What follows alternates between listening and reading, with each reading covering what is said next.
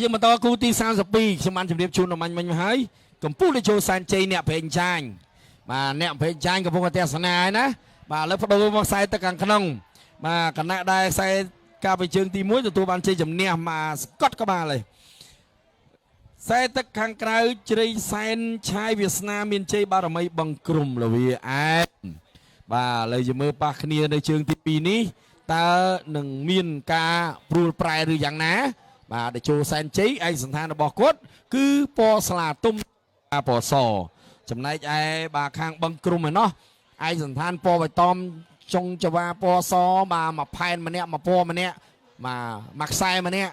បាទលទ្ធផលចាំមើលសម្រស់បាទល្អដូចគ្នាលបឿនក៏នៅតែការចាក់យោងរបស់ចំណុះទូកទាំងពីរបាទកំពុងតែចាក់យោងសម្ដៅមកទីព្រាត់ស្គរជេនេះកំពុងតែចាំមិនលើឡើងថាទូកណាមកដល់មុនទូកណាមកដល់ក្រោយបាទទូកមកដល់មុនគាត់ទុងស្គរទួលទៅ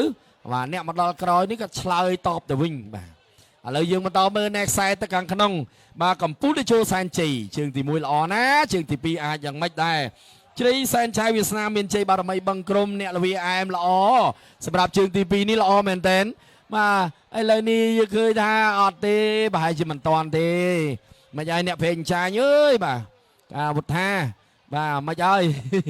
បាទជើងទី2នេះបាទចែកគ្នាឈ្នះគ្នាមួយជើងម្នាក់ឈ្នះបាទ